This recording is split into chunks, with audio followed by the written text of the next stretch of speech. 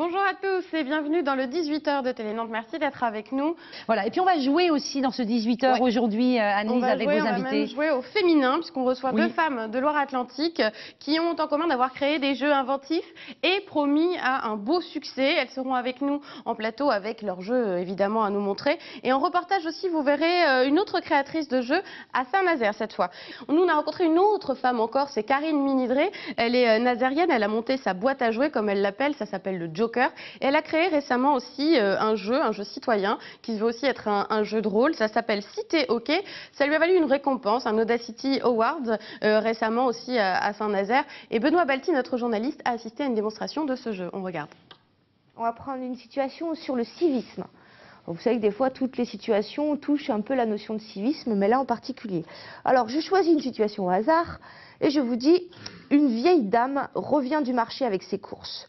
Elle a du mal à marcher et doit encore enjamber les jeunes qui s'ennuient dans le hall de l'immeuble.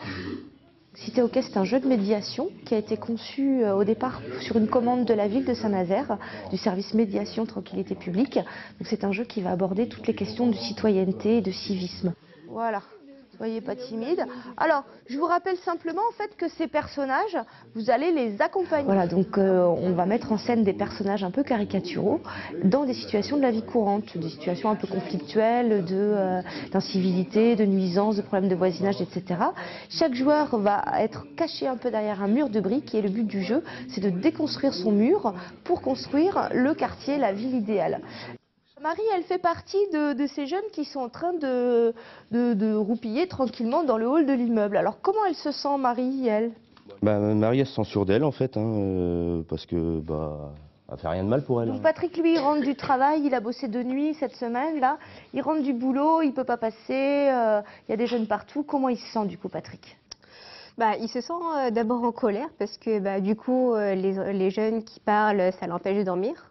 On se met dans la peau de quelqu'un qui n'a pas forcément notre âge, qui n'est pas forcément aussi du même milieu, qui ne vient pas du même endroit, qui n'a pas forcément la même culture aussi. C'est beaucoup de différences qui font qu'il peut y avoir des conflits, mais en même temps, si on communique, on peut aussi résoudre les problèmes et on peut s'enrichir aussi. Alors là, formidable, on a réussi à trouver un compromis. Donc chacun, en fait, va pouvoir déconstruire son mur et donc enlever une brique de son mur pour la poser sur le pôle qui vous semble le plus important à développer dans la situation. Respect, écoute, considération de l'autre, ces valeurs-là, je trouve que c'est vraiment quelque chose d'important et qui permet justement le bien vivre ensemble. Je rajoute le bien parce qu'on peut vivre ensemble, mais est-ce qu'on peut bien vivre ensemble? C'est une question.